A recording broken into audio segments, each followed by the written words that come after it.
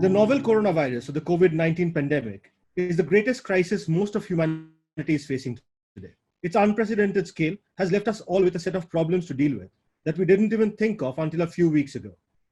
Schools in particular are one of the worst affected. To keep people safe, schools have been shut down. However, little has been done to offset the loss of time for teachers, and completing the syllabus is going to be a huge challenge this year. In such a situation, digital and online learning tools have assumed greater prominence. The reality, however, is that most of these solutions are expensive, difficult to adapt to, and often require a great deal of technological expertise to navigate. Even despite all of these online learning tools, parents and educators are finding it extremely difficult to ensure all-round holistic development and emotional upkeep of students while they're studying from homes on their various screens. With that as the backdrop, let me introduce to you our first speaker. Some of you may already know him, and he needs little introduction. It is still my pleasure and privilege to introduce to you Mr. Philip Burrett. Mr. Burrett retired as the Deputy Headmaster from the illustrious Doon School in Dehradun after 44 years of serving in education across various institutions. Mr. Burrett served the Doon School as Housemaster, Head of Department, Dean of Student Welfare, Dean of Activities, Deputy Headmaster, Second Master, and Acting Headmaster with great distinction. He also carried out a visioning exercise for the Doon School in the year 2011 through a study of a number of British public schools and various schools in the US. Mr. Burrett qualified as a leadership trainer at Wellington College in the UK in the year 2000. Mr. Burrett is also an athlete, an adventurer, and a naturalist. Over to you, sir. Thank you very much, Subayu. I hope I am audible. Yes, sir. And a very good evening to our esteemed panelists and all those who have taken the trouble to log in to this evening's webinar. To begin with, I want to say that there's nothing new about holistic education.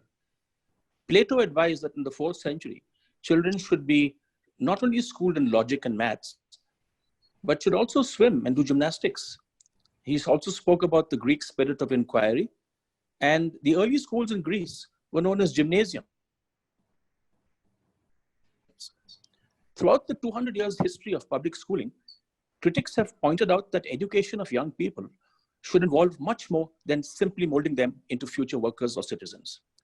From Pestalozzi, Thoreau, Emerson, and Alcott, to Dewey, Montessori, Steiner, and our very own Krishnamurti, all have said that education is the cultivating of the moral, emotional, physical, psychological, and spiritual dimensions of the developing child. During the 1970s, an emerging body of literature in science, philosophy, and cultural history provided a concept to describe this way of understanding education. And this came to be known as holism. A holistic way of thinking seeks to integrate multiple layers of meaning and experience rather than defining human possibilities in a narrow way. Every child is more than a future employee, and every person's intelligence and abilities are far more complex than his or her scores on a standardized test. Holistic education is based on the belief that each person finds identity, meaning, and purpose in life through connections with the community, with the natural world, and to spiritual values like compassion and peace. Holistic education aims to call forth from people intrinsic reverence for life, and the passion and the love for learning. And this is done not through an academic curriculum that condenses the world into instructional packages or subjects, but through direct engagement with the environment. Holistic education nurtures a sense of wonder. This attitude towards teaching and learning inspires many homeschooling families, as well as educators in public and alternative schools. While few public schools are entirely committed to holistic principles, many teachers try hard to put many of these ideas into practice. By fostering collaboration rather than competition in classrooms, teachers help young people feel connected. By using real life experiences, current events and dramatic arts and other lively sources of knowledge in place of textbook information, teachers can kindle the love for learning. By encouraging reflection and questioning rather than the passive memorization of facts, teachers keep alive the flame of intelligence that is so much more than abstract problem-solving skills. By accommodating differences and refusing to label children, for example, as slow learners, disabled learners, hyperactive, teachers bring out the unique gifts contained within each child's spirit. Now, I moved from a decade of day school education in Delhi in the mid-80s to residential school in the foothills, only because I was left unsatisfied with just helping students pass exams.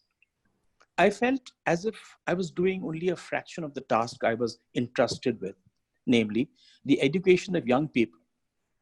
And these schools I was working in were doing a lot of stuff outside the classroom. So surely a holistic, complete, integrated, all-round education must take into consideration intellectual, physical, emotional, social, spiritual, and all these aspects of children. Now, we speak of, often we teachers speak of co-curricular activities as something we add on to the main curriculum.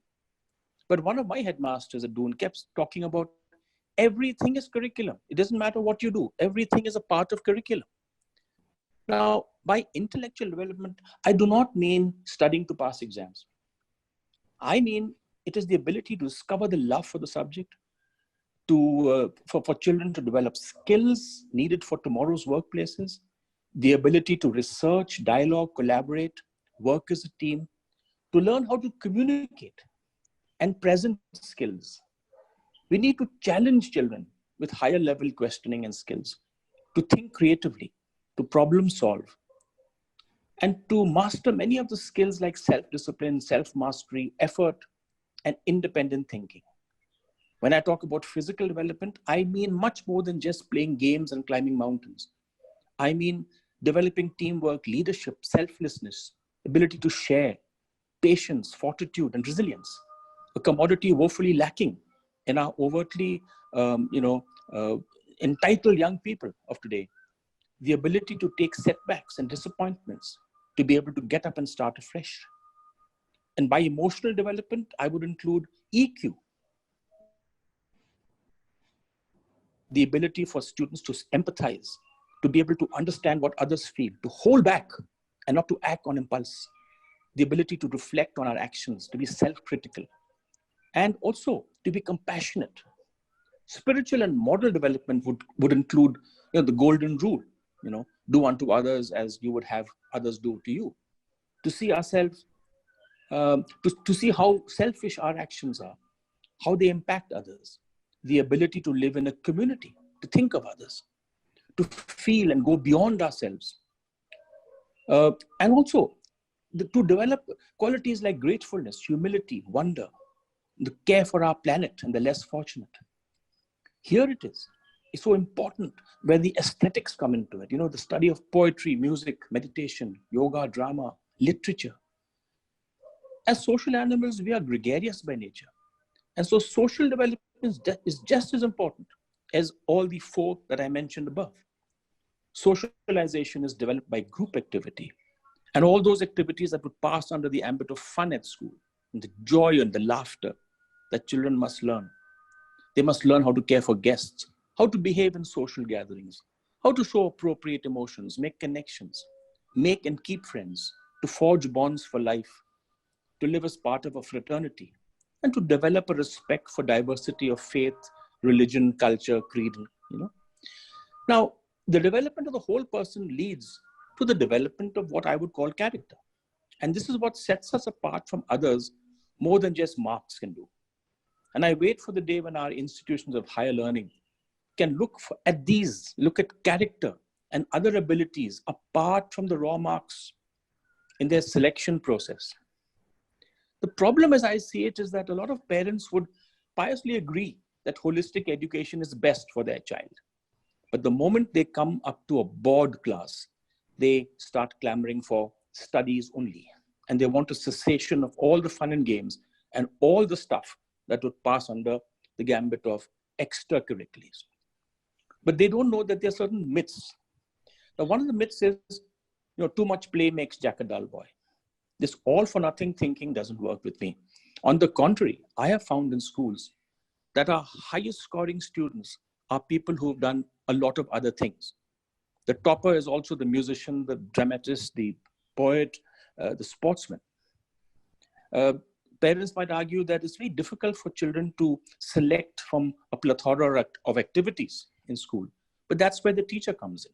The teacher is the guide to help students not take too much, but not pass and not do nothing. The other myth is that employers and colleges look for marks only. And so why do the rest of it?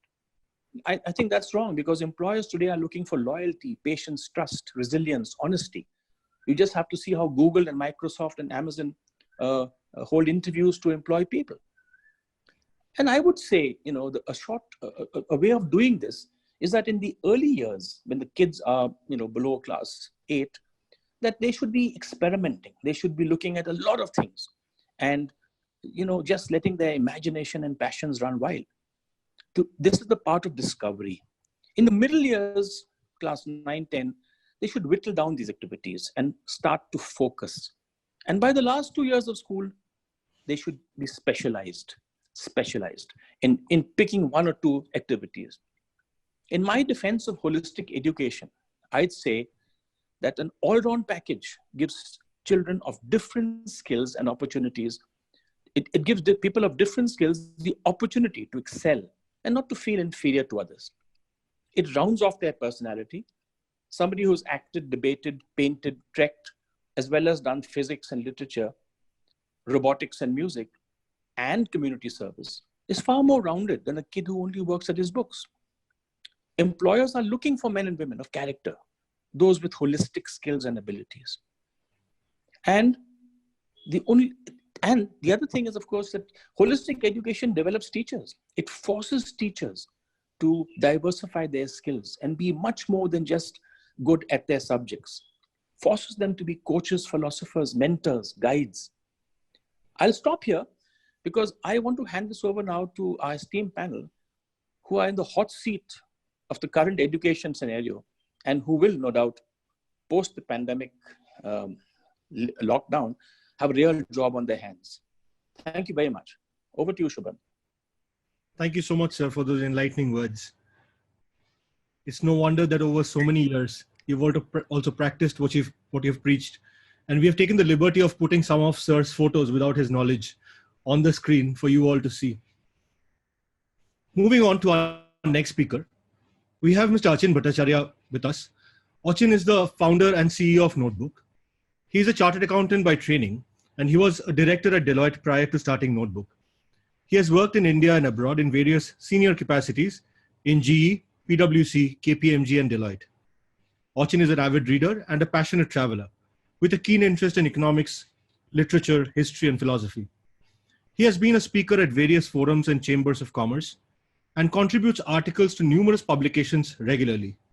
He is also on the board of some of the most renowned corporations across the world, and he contributes significantly to brand strategies. Achin, over to you. Thank you, Shubhayu. Good evening, everyone. I once again welcome you to this Notebook webinar on holistic development of students. I'm indeed very thankful for your overwhelming support to our regular sessions. We are especially thankful to our distinguished panelists for taking their time out and joining us today to enrich us with their thought process. We have been hosting these sessions for past few weeks regularly to connect with all esteemed stakeholders in our educational ecosystem.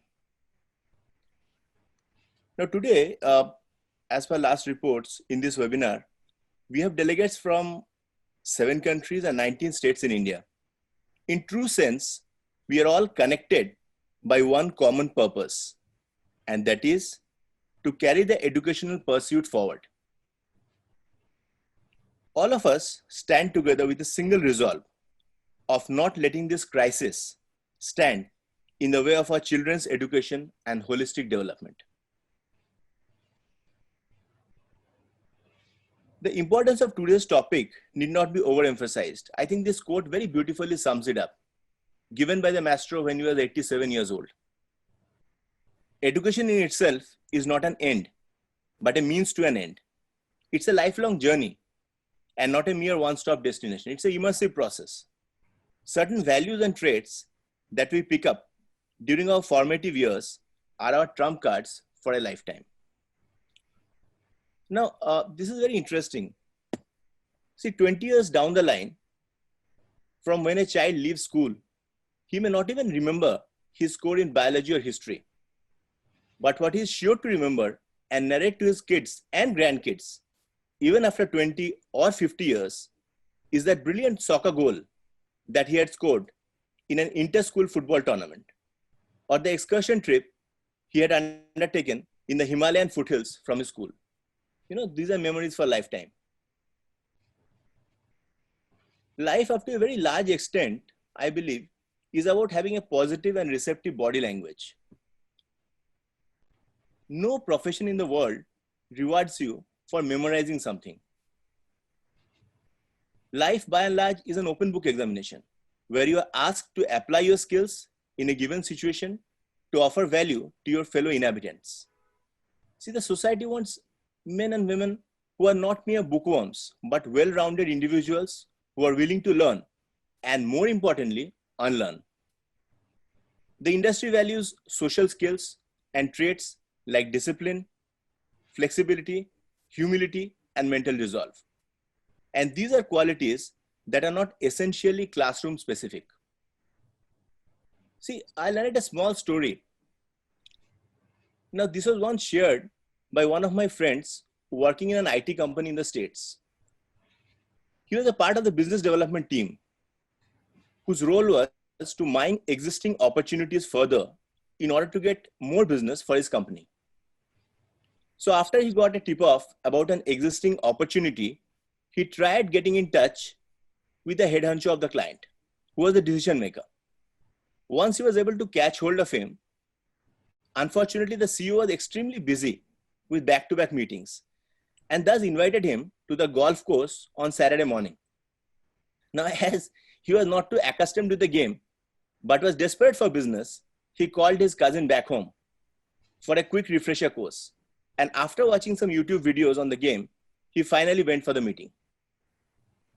Now, it was a small coastal town with not too many places or people to hang out with. Over the next few weeks, he and his team bumped into the US customer in a variety of places, ranging from restaurants to rugby games to book launches to music concerts. There's interaction that happened, and every aspect of their personality was visible. And there was no shelter behind voluminous computer science books on their library shelves. Now, that's how it works there in the middle. And this is why overall development is very important. Now, my friend was lucky as he had a varied taste. His parents and teachers had the foresight to give him exposure in different areas. And thus, he came out with flying colors and got the business.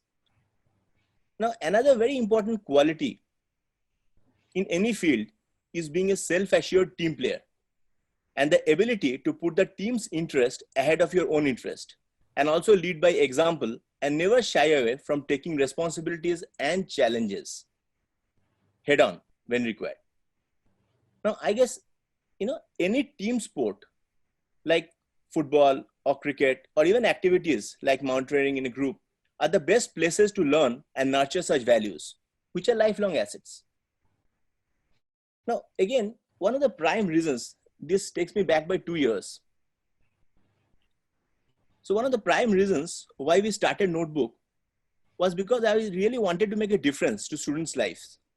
In various places, especially metros, I have seen children being forced to commute for hours amongst heavy traffic and pollution to reach their coaching classes. Online options were few and far beyond the reach of the majority. Now, what are the barriers? So edtech brands were there. Digital is something that have been around for last 2-3 decades. Affordability was not the only barrier. The other challenge was not being able to connect in terms of sensibility. Today, we live in an age of convenience where we are trying to cut down red tape and paperwork and make everything ranging from food to movie tickets, say the way we book our cabs, the way we order merchandise available at So these are all available at customers' doorstep by solving logistical bottlenecks. And education, I believe, cannot afford to exist in isolation. Thus, there is no reason as to why education cannot come to the doorstep of each child, irrespective of socio-economic or geopolitical barriers, so as to give them the flexibility to optimally utilize their study time and leave them with legroom for extracurriculars. Now, technology at its best is only an enabler. The role of teacher, the role of schools and teachers will always be important. Schools will always be temples of learning. Teachers, I believe, are doing a phenomenal job. So the role of EdTech or the role of online education is not to replace them, but to support them, to supplement them. Technology at best can only be a bridge which can ensure that we connect the best of teachers with knowledge-hungry students living in all remote parts of the country who need them the most. Thus, it promotes a more wholesome upbringing. Also, online education and virtual classrooms teaches concepts like discipline, sharing, and openness to various cultures, and takes peer-to-peer learning to a new high, where questions posted by one student can be answered by another from any corner of the world. Now, in fact, yesterday, I was speaking at another webinar. A very interesting point came up, which was shared by one of the learned professors, that education is not only about what we read in books. Campus life is a much wider concept, and I completely agree. Nothing can replace academic institutions and universities. There's no doubt about it. But having said that, there are different perspectives of looking at the same thing. So I believe that peer-to-peer learning as a whole. So if you look at online learning, if you look at knowledge sharing platforms, so the entire world is a playing field. Indeed, in today's age of information overflow, the role of an educator has undergone a sea change, and he is now also a facilitator and a mentor, whose role is to guide a student to achieve overall excellence. Now, I believe that with each passing generation, the skill set requirements also change. Now, this is a quote by Warren Buffett, which I really believe in, that with each passing generation, the skill set requirements do change. As each succeeding generation inherits the fruits of labor of his or her predecessors. Now, we have moved on from only quantitative necessities to also qualitative aspects of life. Thus, in today's age, when service sector contributes the lion's share to the GDP of most major economies, the seismic shift in priorities is only too evident. Now, today we are training our children for jobs that do not even exist today. But that's a huge challenge, right? So that kind of foresight. So in a situation like this, wholesome learning, overall development of the personality is even more important. So I just end with a small note that, see, education is a much wider concept which should aim at overall holistic development of a child. And I'm sure our esteemed panelists will enlighten us further on this. I thank you all for giving me a patient hearing. I look forward to interacting with all of you over the QA session, question answer session. Over to you, Shubhayu. Thank you, Achin. Thanks for those thoughts on education, on what a well-rounded education should involve, and what leads to the wholesome development of a child. This is the point that most of us have been waiting for with bated breath. Our next speaker is the eminent cricketer from South Africa, Daryll Cullinan. As a cricketer, Daryll requires very little introduction. He started playing cricket around 1983-84. Unfortunately, because of the political atmosphere, South Africa as a country could not play international cricket until 1993, which is when he made his test and one-day debut. In domestic cricket, Daryll holds the record for the highest score with a 337 not out and more than 16,000 runs. His test runs still rank the 8th amongst the all-time run getters in South Africa. More importantly, however, for this session, Daryll is the father to 4 wonderful boys whom he has raised to be extremely wholesome human beings. Daryll himself is a wonderful person, extremely warm to deal with. When we called him up for this webinar, his first reaction to it was, of course, my friend. So, ladies and gentlemen, I give to you international cricketer and my friend, Daryll Cullinan. Hello, Shubhayu. I hope you can hear me. Am I audible there? Hi, Daryll. Can hear you loud and clear. Could we have you on the video as well? Yes, by all means, I'll do that now. Is that good? Yes, Daryl, fantastic. Thank you. Lovely. No, thank you very much for that introduction. I must say today I feel quite humbled, and I'm very honored amongst your distinguished panel guests here. I still get nervous when I hear the name headmaster, principal. It takes me back to my days. One was always respectful of your principal and headmaster. I'd like to just reflect on my life in sport and what it has taught me as a cricketer. I'm not an educationist with enormous degrees, but it's a practical experience of what I went through. At the same time, post my playing days, I got involved in coaching. And that really was an awakening in terms of what sport could really mean in a child's life and what sport would do with it. So it was a learning experience, which to this day I still am learning. I'm still involved with children.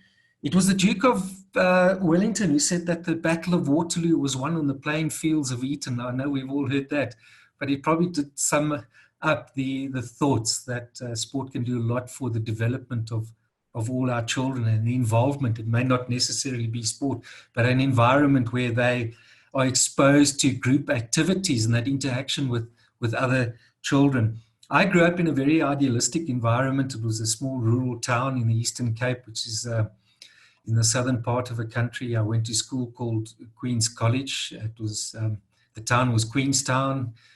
It had a very colonial past and history. It was very much a sporting school. Education came second, particularly for students like me, where from a young age, my father was involved in sport. He was a club cricketer, he played soccer. I had an older brother, so we obviously were playing friends, and in the evenings we'd gather on the street and play cricket, or we were 100 meters away from the playing fields, the school fields as such, and there wasn't the distractions which the kids have today.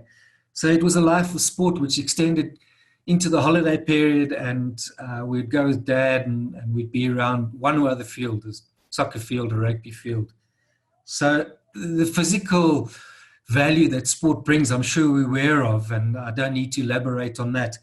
But I think playing barefoot for most of my time and competing with and against my friends, I no doubt stood me in good stead. The seed was sown and the foundation was laid. Post-school, I then played for South Africa, as you've so kindly mentioned. Thank you for those words. And their sport was really a job. The innocence had been lost. And people still ask me today, well, what are your most fondest memories of cricket? And I always go back and say, well, I remember my school days, because there it was purely innocence. You played for pride. You played for the honor, the badge, and you played for each other. There was no better feeling. And if I think back on my sporting life in cricket, those were still the very best years and most enjoyable that I've ever had. The novelty of international cricket eventually wears off after a while. But then cricket came to an end, and immediately after my career had come to an end, I started a cricket academy, and I still work today with kids, as I mentioned before. And now you can imagine, I was this ex-international cricketer with a reputation of being a bit serious and quite intense, now having to suddenly walk into working with kids from as young as 5 till about 17. I identified that as where I wanted to coach. I found working with kids hugely rewarding, and they're very honest with you. They either like you or they don't. But it took me about 3 years to sort of soften up and to think about what we were doing here, what were we trying to achieve. And at times I employed 5 coaches, and it made me think a lot about the development of the child. So I said to my coaches, and we'd often have chats, whether informal or as a group, we don't know where this child comes from. We do, but do we know what's happening at home? And the realization that they may be 6, 7, 8, or 9, but they're just like us. They have their good days. They have their bad days. Some days they're receptive to learning. The mindset's there. Other days it's a battle. So it's a lot of it was giving of yourself, which is quite new to me, because cricket in many ways is an individual sport. So we concluded that we were first and foremost, we were helping raise a child. A lot of kids would come from a single home, a single parent home, and the difficulties of school and the pressures. And sport should be an outlet for them. It should be a release for them. So whilst our sessions were structured, we realized that fun, part of fundamentals, had to be incorporated, and we had to work on getting to know this child, getting his respect, getting him to want to be with you, because children at that age, it'd be very easy. Mom, Dad, I don't want to go to cricket. Why? Well, I don't like him. I don't know him. Older children would tolerate you for the benefit of what perhaps what you had to offer. I'd like to share a story which had a big impact on me. It was a young kid. He came to my academy. His mom brought him one day and said that he'd like to start. And he was very neatly dressed, quite very soft-spoken child. And my first session was one of discovery. What does he know? What can he do? And he had it in his mind. He wanted to learn to play cricket. And he literally didn't really know how to hold the bat. And very soon into the session, he wet himself. I think he was quite nervous. First time it had happened to me, I said, well, would you like to go to the bathroom? And he came back. And he was back again the next week. And slowly he started to grow. And he physically also changed. And he was with me for about 5 years. He eventually got a cricket scholarship. That's where he ended up going to senior school. But along the way, the journey was about, it was a moment, it was probably about a year later, his mom had said that we've noticed that his concentration has improved. He was on medication or ADD, but his concentration levels had improved. And they put it down to one of the reasons was that the structured lessons, the time that he'd spent, he gained a lot of confidence, and it had helped him. He'd also made the C team in the cricket team, which he'd never done before. So he was now seen differently by the other children. He had more sort of recognition and respect now, and what that had done for his confidence. So we saw a child grow and develop, and I think that involvement, that personal attention, his standing in the school and the friendships that he made by being involved, which he hadn't been before in a team environment, he really grew, and today he's a young man now, and he's really enjoying his cricket. It was nice to know in some way that I played a role. Now, working with, just to move on to my second story, just to give you the background, working with kids as young as 5, and I have a huge respect for teachers, because as we would know, young children at that age, their concentration abilities, their spatial awareness, working with kids, they always want to be first to do something. It's quite a battle.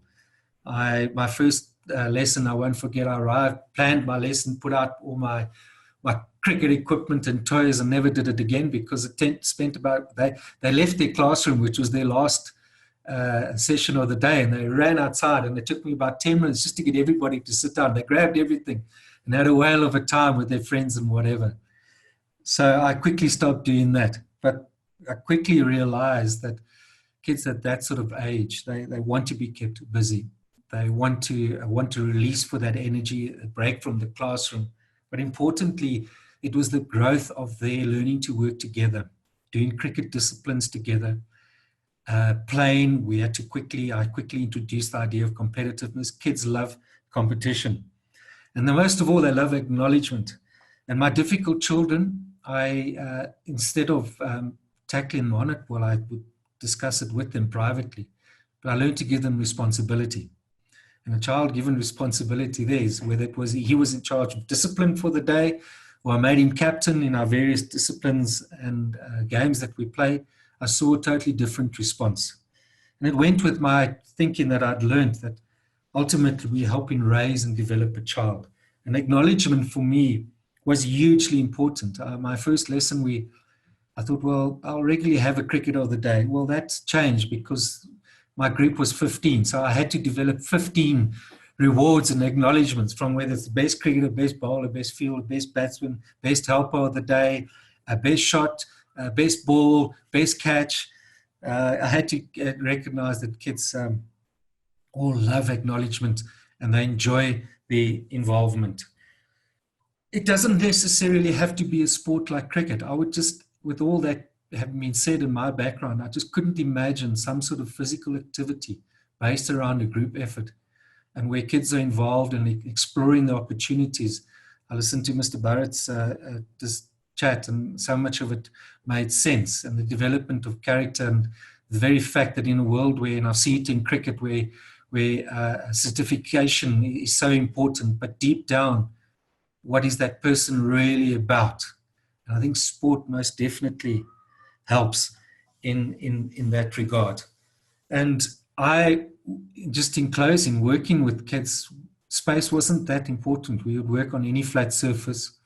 It was half a tennis court size and around 15 kids, and keeping them busy for 40 minutes. And over a period of a year, when you're starting, literally that was pre-primary, by the end of the year, they'd really grown into becoming really better for it, more aware, more in tune, more alert, and most importantly, enjoying it. You could see them grow in the process. So whether it's cricket, whatever it is, whether it's a beanbag, a game around beanbags, a running, but that personal involvement. My closing story was my second year of doing it. I had a young girl. She probably shouldn't have been there. She wanted to be there with her friends, and her concentration span was very short. And there were many times I said to my wife, gosh, I don't know how much longer I can do this for. And it was our last lesson before a break. And she hadn't had a good day. So she would normally start the lesson by going with a friend to go and have some water. They would have a chat. But it was always bringing them back to, right, we're actually trying to do something here. And it was a particularly tough day. And then when the lesson was over, walking back to the classroom, she just came and she just slipped her hand into my hand and said, Coach, I'm going to miss you. And that to me was, how could I not come back the following semester? Because whilst you may not know it, but those activities and what they mean to children, young children, and that involvement and the acknowledgement and the love that someone is showing and the interest, acknowledging them for doing something. I think it no doubt, in my personal experience, and through sport, and whatever that sport is, I've seen through practical experience what a benefit it makes in a young children's life, day by day.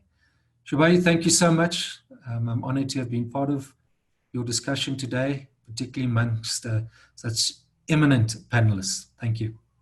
Thank you so much, Daryll. It was an absolute delight listening to you. And I hope you stick around to take some questions from our attendees towards the end. Thank you. Thank you so much.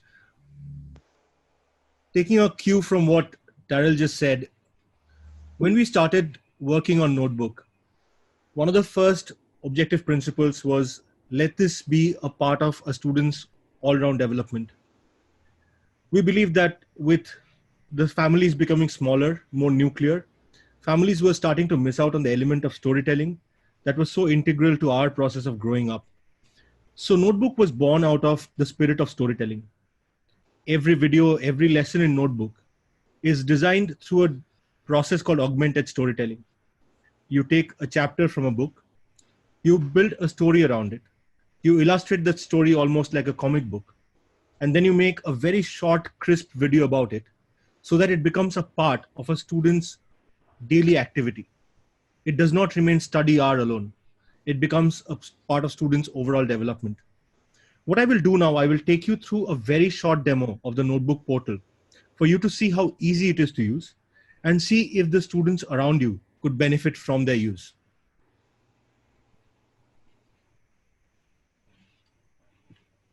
When you log into Notebook, this is the first screen that you would see. You click on Login here. Right now, to help schools and parents and students battle this coronavirus pandemic, we have made access completely free. So you use this username, study at home. Password is 1234. It's given here on the page as well. And then you log in. Once you log in, you go to My Subject.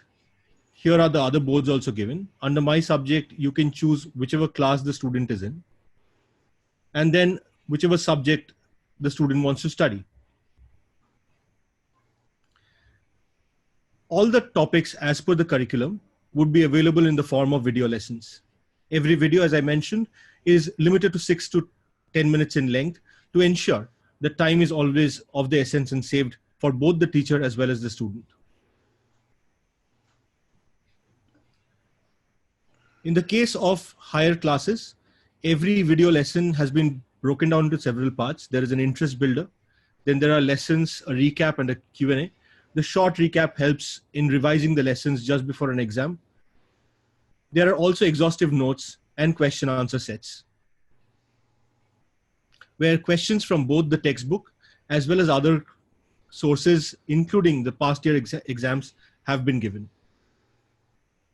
I will give you a very short demonstration of one of our videos for you to see what I meant when I said they are built in a almost comic bookish way.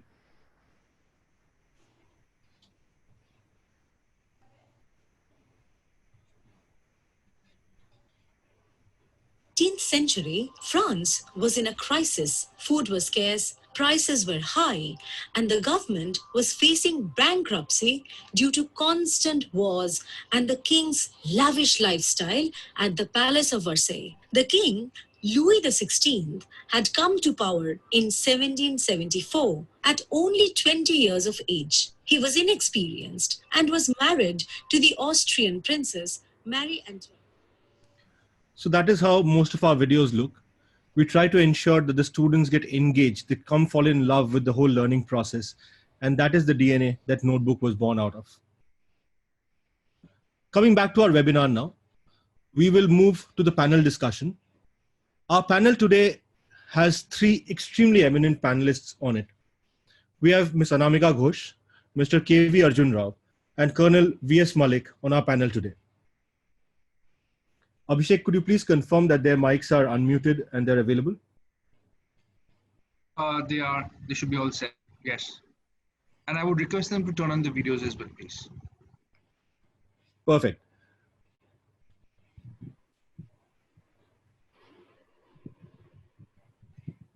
Ms. Anamika Ghose is presently the head of the Department Additional Learning Support at Pathways World School, Gurgaon. She has about 14 plus years of working experience with children in the capacity of school counselor and psychology teacher. She's a trained teacher and special educator with a B.Ed, Masters in Applied Psychology, I beg your pardon, and Special Education Diploma. She has done valuable work with hearing impaired children in Kolkata. She has also been a teacher and counselor at St. Thomas School, Kolkata, and worked for over 8 years at the Doon School as a school counselor and psychology teacher and SEN coordinator. She plans to start a resource center to help lower income children to cope with special needs and help the parents in understanding their learning disabilities as well as accept it. Thank you so much, ma'am, for being a part of our panel today. Thank you. We have Mr. K.V. Arjun Rao. Sir, if you could switch on your camera, please.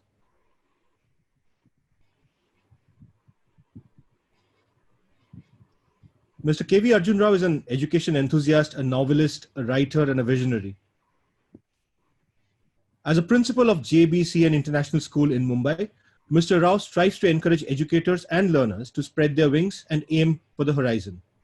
Mr. Rao brings with him nearly 2 decades of experience as an educator, having worked with some of the finest schools in the country, from the Doon School, Dehradun, to Oak Ridge International School in Bangalore, and later Hyderabad. He believes in education that makes a child learn, try, experience, and innovate. And it is his constant endeavor to bring the academic excellence and enriching experience with any institution that he leads.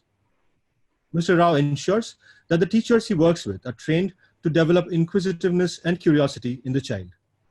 The child is asked to question, think, and analyze, and it is the duty of an educator as a mentor to foster critical thinking. He does so by nurturing talent, mindful of history with an amalgamation of present, thus reaching for a future as bright as the sun. And it is his ideologies that make him stand out as a brilliant educator, principal, and leader. Mr. Rao, are you available? We still can't see your video. Yeah. It's an absolute pleasure having you with us today, sir. Right, thank you.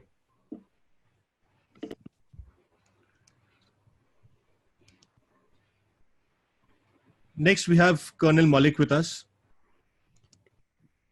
Colonel Malik is a leader with multi-skills, dreams, and competencies. He's a veteran of the 2x8 Gorkha Rifles, which was Field Marshal Sam Manekshaw's battalion. Colonel Malik has served in all regions of India with the United Nations peacekeeping missions in Sierra Leone as well.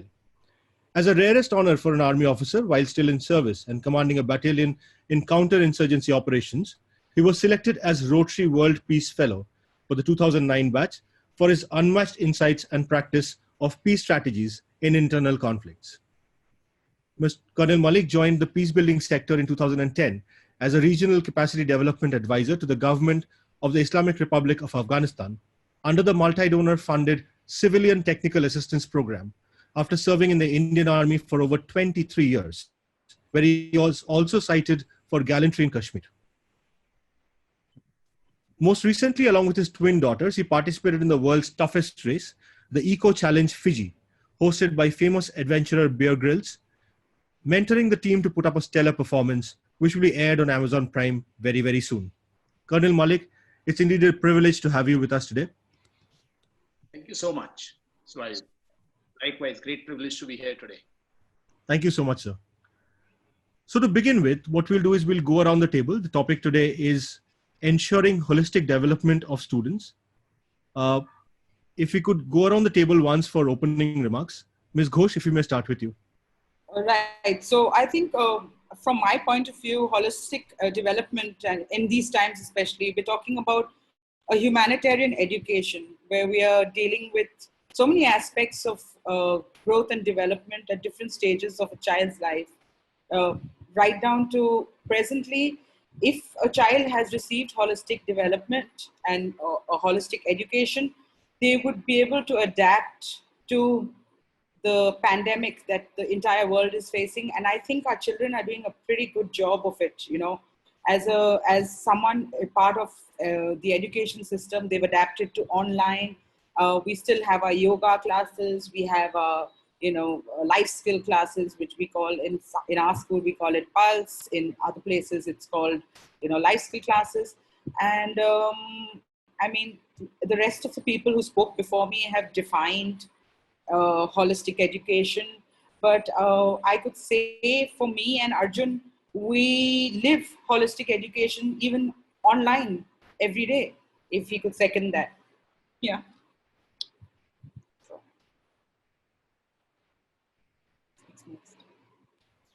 Arjun, you want to take it on? Yeah, sure. Can everyone hear me? Yeah. Yep. Okay. Right. So I think a definition of holistic education was really well established, and I agree with Anamika. The kind of work that's happening today is quite remarkable. I think if you think back to schooling 20-25 years ago, I don't know how many schools could have actually anticipated the fact that they need to prepare their students to live at home with just their families for 6 weeks and above.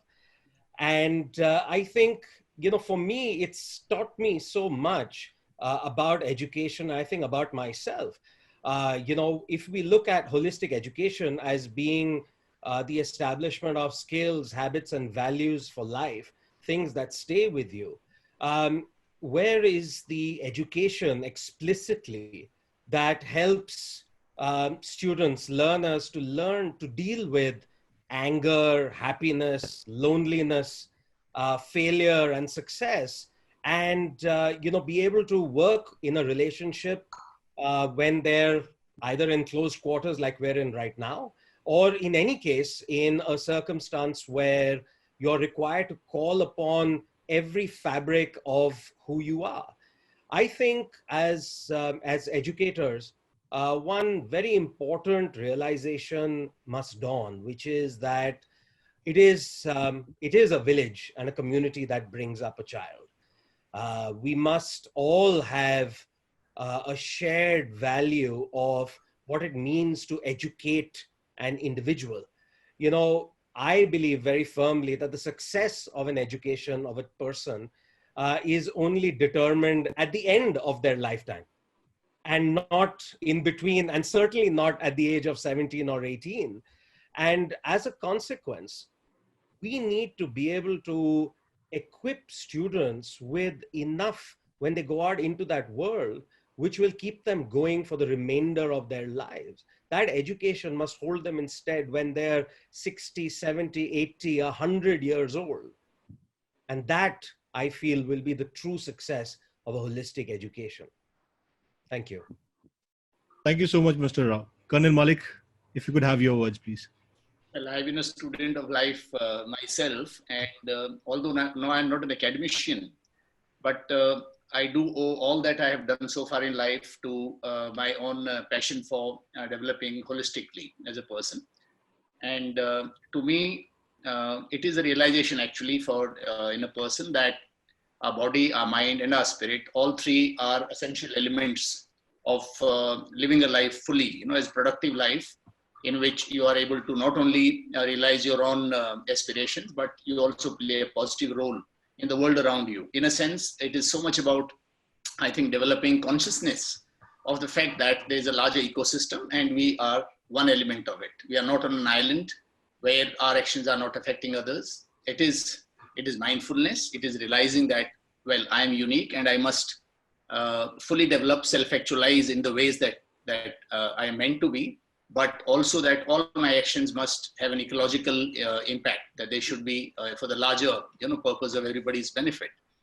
And so holistic development to me is really recognizing the fact that success, as we define narrowly, is short term. That life is not a 100-meter race. That at the end of the day, how you play out your role in facing life's many challenges will really set you apart as a person and as a leader in your own life.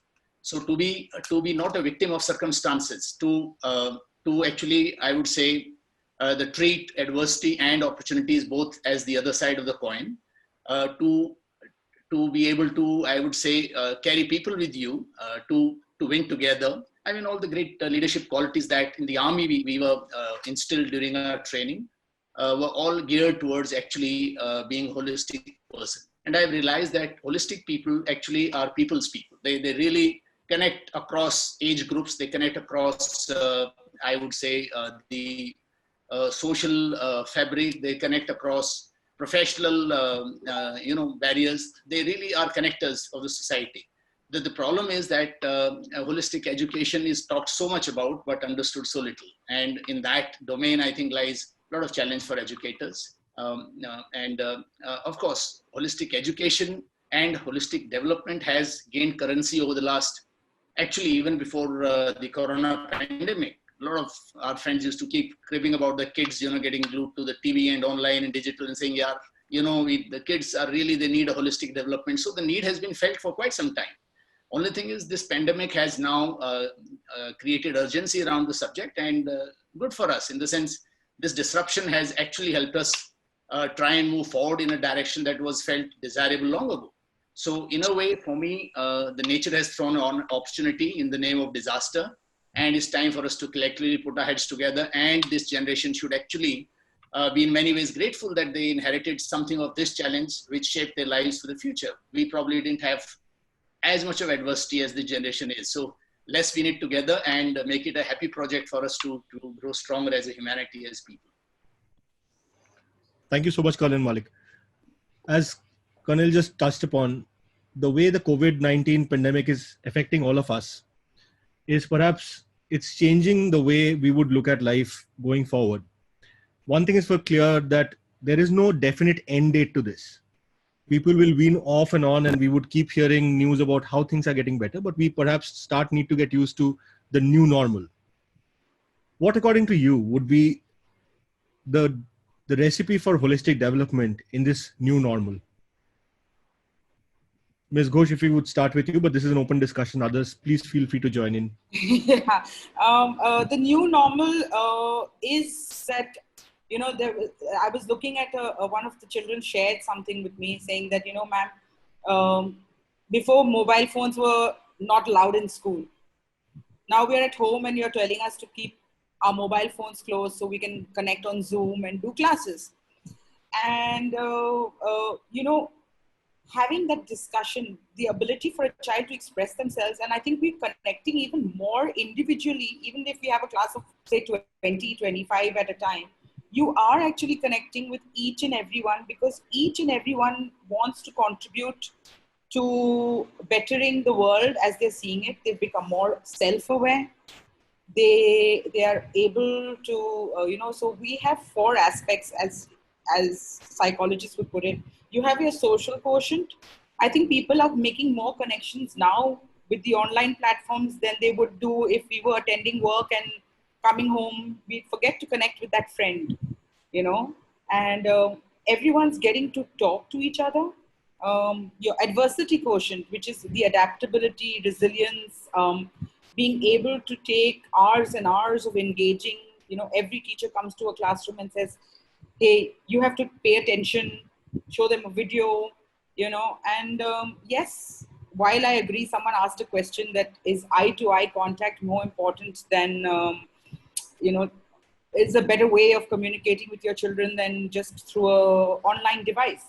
I said, well, you know, difficult times have, you know, we have to take to technology.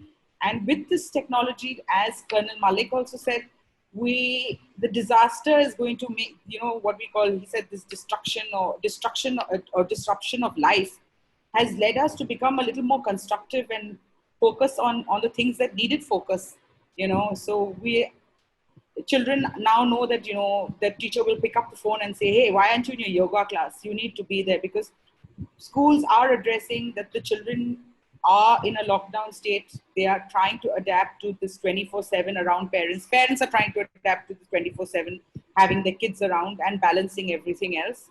And holistic development is actually being focused on, because we are looking at the well-being of the child,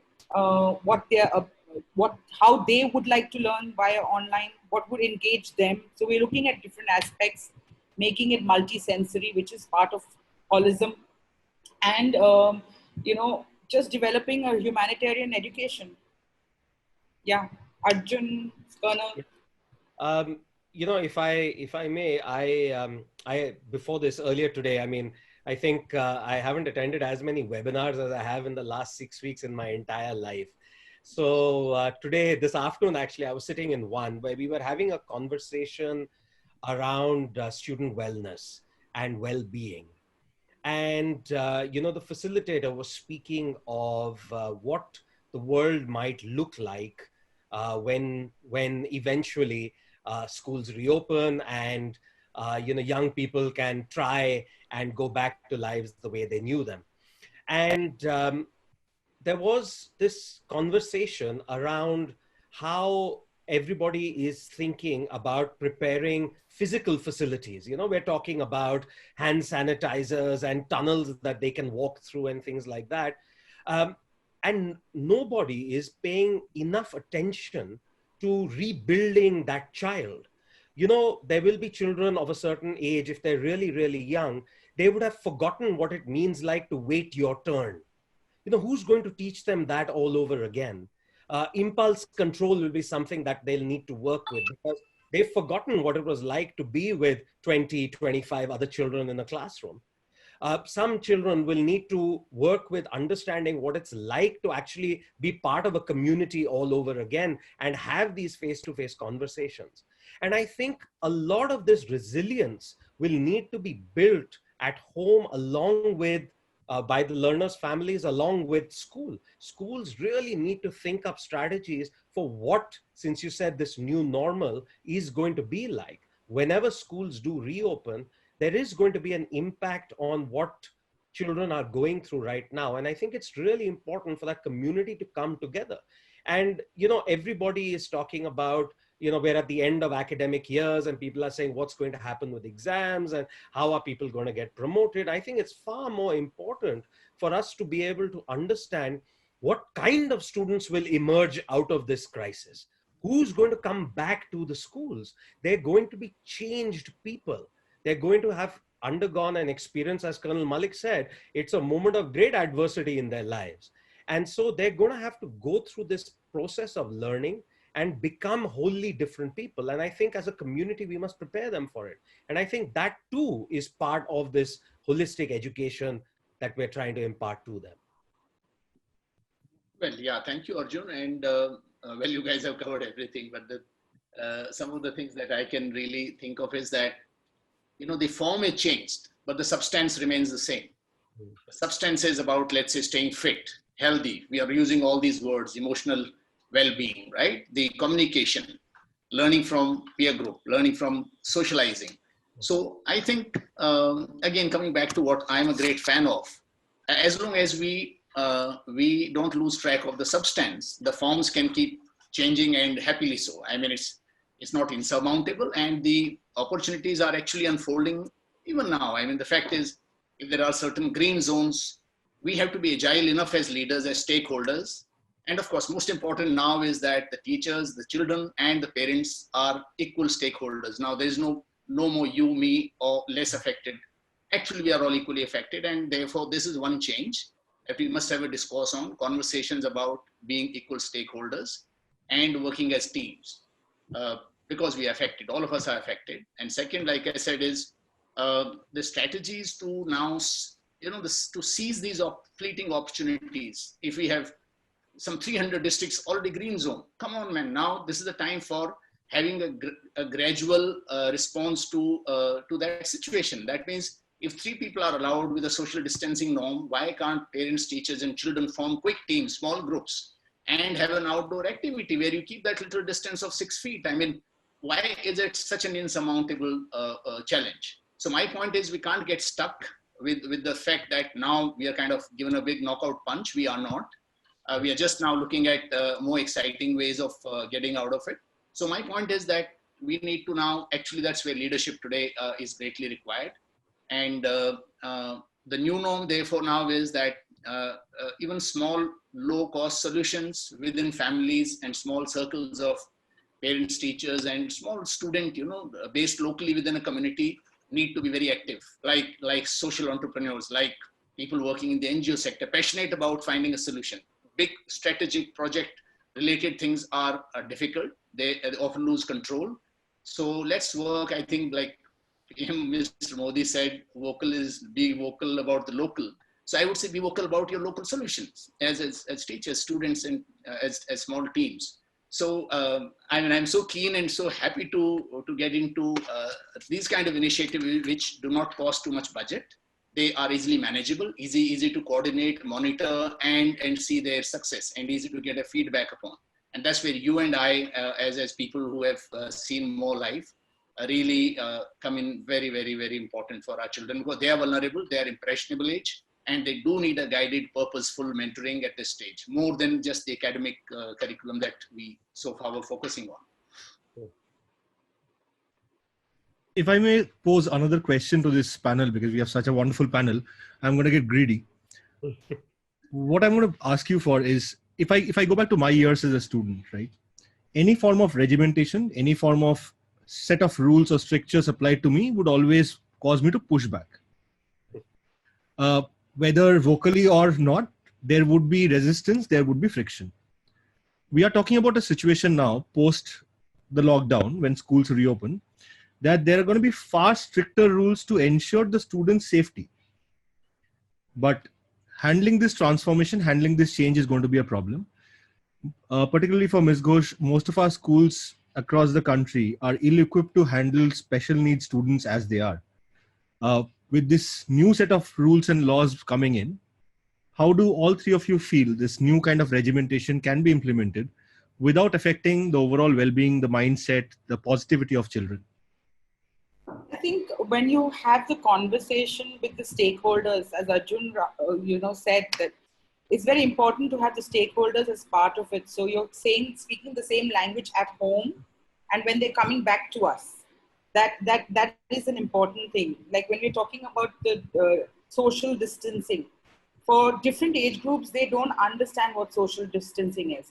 Like if I divide a school education system into your primary years, where they look at a teacher as not only the teacher but the caregiver, the person who's physically guiding them into places, they can't understand that. So we need to have that conversation that, like you are far away from your ma'am now, when you go back. So the conversation has to start before they come to us, rather than when they come to us and then we talk to them.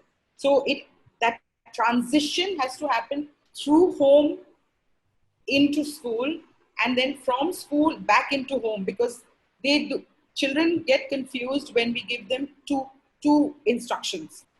Yeah. They like structure, they like guidance, but it has to be self-directed, as in it has to be a two-way, a reciprocal, like, would you like to do it this way, which we also do when we're teaching them in the physical, in school, and we can't tell them that, oh, now you're back in school, so it's like pre-lockdown time. We cannot refer to these situations as, oh, it's pre-lockdown, post-lockdown, you know, we are preparing for a future that's going to be very different. When you say these things to them so the language in which we explain things and situations, two phases have to be there. One, before they come to us. So you wean them off the on-screen time and give them more activities where they're sitting and engaging with their curriculum, with their learning, with their personal projects, with, you know, basic things that they've done. Highlight those things. What are the skills you're coming back to school with? Share these with the school. Share these with the school. Can we take this to the bigger community? You know, how did you deal with your maid not coming in home? Do you think you've become self-efficient? What are the things that you couldn't do then that you can do better now, and you can teach 5 more people how to do? You know, when you talk that talk, it becomes very normal. So then when we have them back, we're happy to have them back. And we both know where we are at and where we're heading to. So that's the conversation. And when you talked about special needs children, we use a lot of technology with special needs children. And yes, remote schools that can't afford smart classrooms, smart boards, you know, there are many schools that have children who come from socioeconomic backgrounds that don't support, you know, technology. I do, because I have it in my house. My mate's child is, you know, a slow learner, and they cannot afford an Android phone, and with lockdown, they can't get it. So the child hasn't been going to any form of connection with the teacher. So, you know, we have to equip our parents on what do you do with your child when they're with you. And because they can say that I'm not the special education needs teacher. How do I help my kid? He's going to be worse in spelling if he's dyslexic. He stopped reading. He doesn't know how to read. The famous one which we hear, sab bhul gaya, he's forgotten everything, you know. And we should be accepting about that. And, you know, as they come back to us, say, okay, we're going to work together on this from scratch. That's part of a special educator's job also. Because our children, even if they were with us, without this online thing, we would still be working with them from scratch. It's a cycle that we're used to and we're ready and prepared for, if that answers both aspects of your question. Yeah. Yes, thank you so much. I have a question for Colonel Malik. Colonel Malik, besides being an army veteran and the director of the Outdoor Leadership School, you also are a father to 2 absolute superstar daughters. A lot of parents are with us today on this panel discussion, and we have had a few questions during the registration on how does a parent help children prepare for an Everest climb, right? I don't know how many people are expecting to surmount that challenge in the recent times, but nevertheless, we would still want your advice on this. Well, I mean, if they are really meaning to have a technical answer to this, then it's obviously a very professional technical input. But if they are talking of Everest as a kind of analogy, as a general thing of the Everest of our life, with children following a passion which the parents don't agree to, then obviously it has a little more value-based answer to it. So I don't know which one are they expecting, or should I kind of touch upon both? Sir, I think the second one more importantly, because most parents are finding students at home all around the clock to be quite a mammoth challenge, almost 8,848 meters. Yeah, all right. So the challenge is really the Everest that we all have to climb in life. And as of now, I think children getting stuck within the 4 walls of the house is really their Everest, you know. So typically what I have seen, and when of course in our case, to briefly sum up, when Nungshitashi did say that they would like to climb Mount Everest, mind you, they were just 17, 18 years old. They were 50 kilos weight, and there was no way I could have ever dreamt of them dreaming of something like this. So it was a shocker to me. And these are the kind of things that we all face as parents. When children throw up a wild dream and say, Dad, I would like to do so-and-so, and suddenly it's from nowhere of your, you know, own scheme of things for the child. We have to fight our own Everest actually. So often as parents, we have to overcome our fears to make our children fearless. And believe me, it's a constant struggle. And as parents, I always actually insist that the parents have to get their act together better if the children have to really get the advantage. Because so often we play out our fears on our children, and sometimes verbally, sometimes non-verbally. So for example, in case of Nukshitashi, I used to always tell them, follow your passion. We like to be heroes as a parent, want to give big words to them. And it was good so far, and one day when they did actually say, Dad, we'd like to climb Everest. It was kind of, like I said, I had just been kind of boasting, follow your dream. They said, but that's our dream.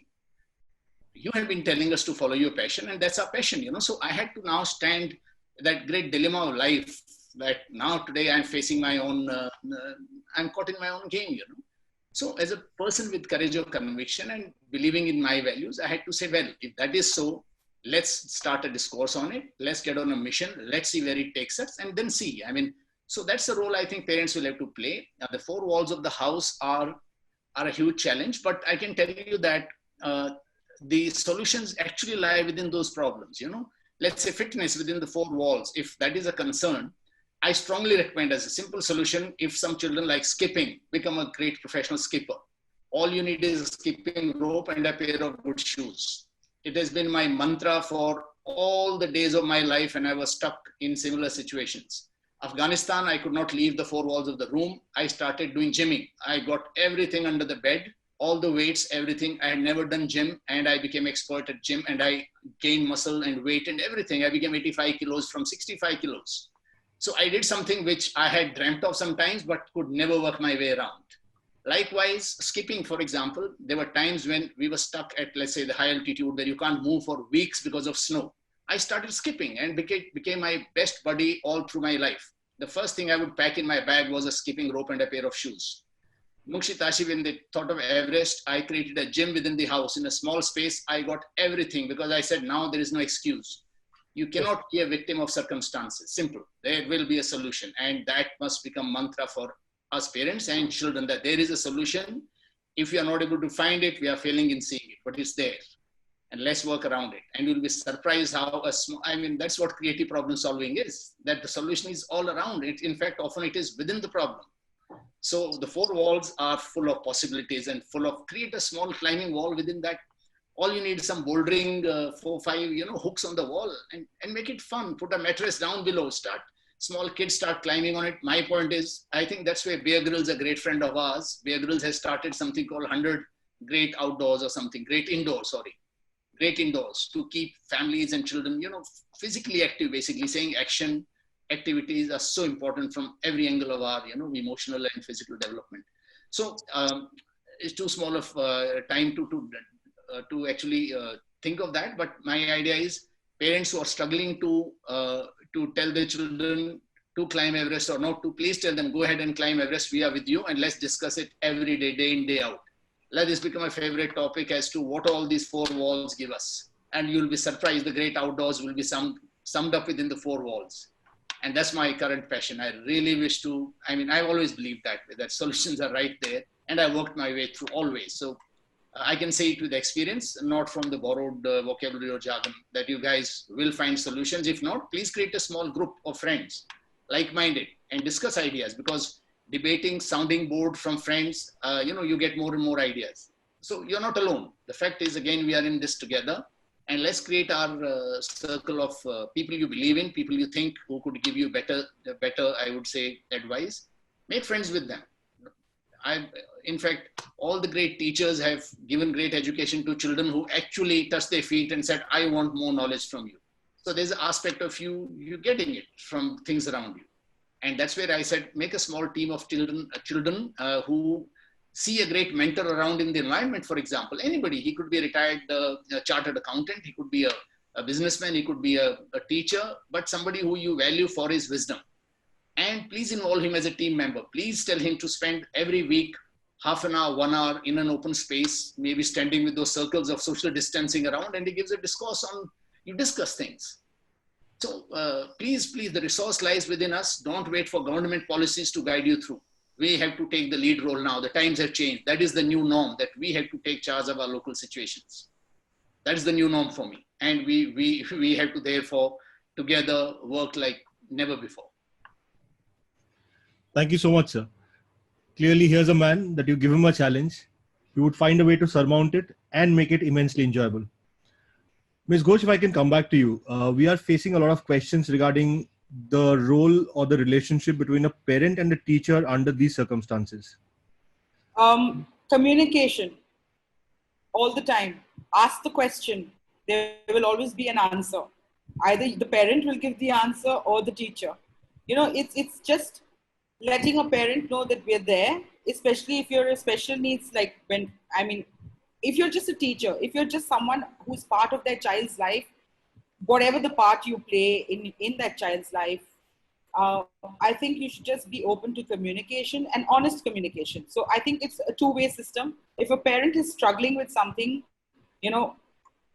I think parents should be a little more honest that, I can't deal with the situation with my kid at home because I don't know how to control them, and then share a link, have that conversation. Sometimes a parent just needs a sounding board. We are dealing with 20 of them at a time, 30 of them at a time in a classroom. Or we're doing a one-on-one when we have special needs. Children are just like us. They have their good days and they have their bad days. And parents should be observing. This is a great opportunity for parents to actually be active participants in the child's learning curve. Instead of saying that, if a kid doesn't want to get online, let's just say, I'm giving you a case example. If a kid doesn't want to get online, I've seen a question that how do we get the children to engage with an online class? It's so different. It's so this. Wait, don't push the child because he's anyway not going to learn. Wait for the class to get over, connect with the teacher and have that conversation, be it a WhatsApp video call. Ask the teacher to record her voice and send a message to the kid. Sometimes parents become the biggest enemies, you don't understand me. So find someone in the school who understands him, be it a counselor, a teacher, even, surprise the child. The teacher or a subject that he just doesn't like, connect with that teacher and say, you need to help me with my kid.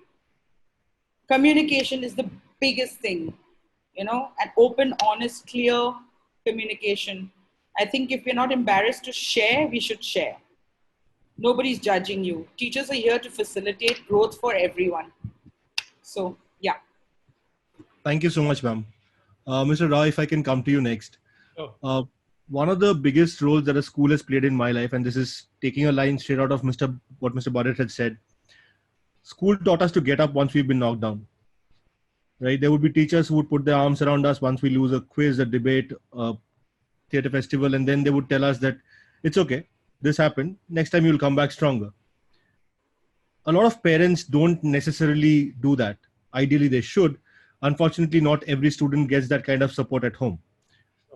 What I would ask for you is to tell us that how, as a teacher, you would speak to a student who has tried but failed, especially in this situation when he's not in front of you.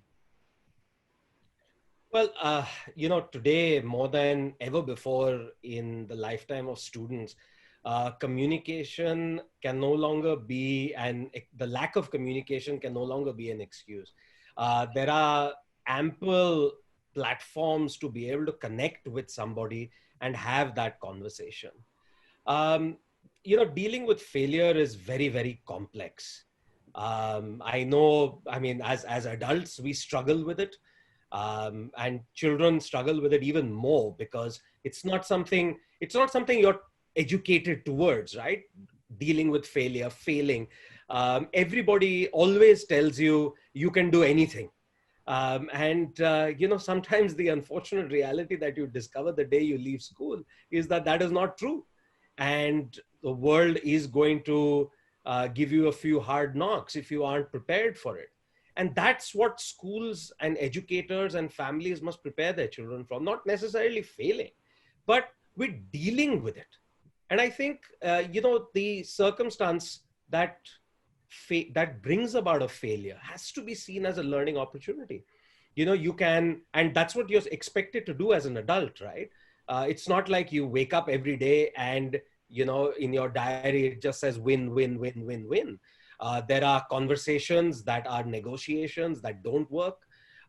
There are moments at the workplace that don't work the way you want them to. There are conversations with your partner that just fall apart. those are moments that you are expected to learn from, expected to change from. I think that's the kind of skill that and lesson that we have to impart to students and young people everywhere. And I think this delusion that failure cannot be seen as an opportunity and that it is the be all and end all of everything is something that we must all really circumvent. The school that I went to was a boarding school. Our motto was never give in. And, we were brought up with this thought process that whatever happens, you're never going to find yourself in a circumstance where you are totally beaten and defeated. You will never accept that because that's not who you are. And I think that vision that goes through. And I think in this circumstance too, I don't believe that there is any parent, any teacher who's out there who doesn't want the best for their students, for their parent, for their children. Do we want our students to win all the time? Of course. That is the dream. Do you want your children to be the most successful children in the world? Of course you do. But I think, what is the measure of success? For every child and every adult who does, with due respect to Colonel Malik, make it to the top of Mount Everest, there are so many. And if you study the history of those who have climbed the mountain, there are so many who never made it to the top. But even in those journeys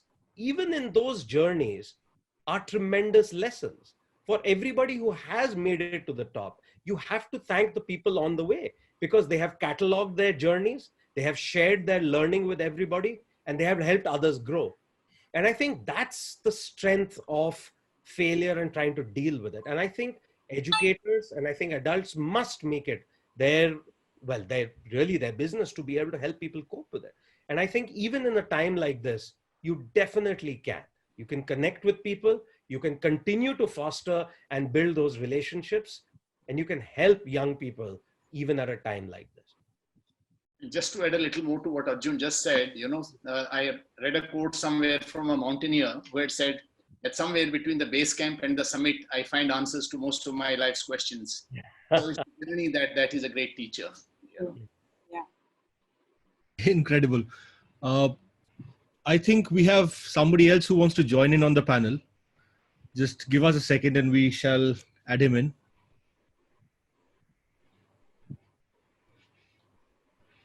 Hi, Daryll. Hello, Shubhai. So Daryll was listening in on the panel discussion. Daryll is also father to 4 wonderful boys and a coach. Daryll, if we could have your comments as a father and a coach on the holistic development.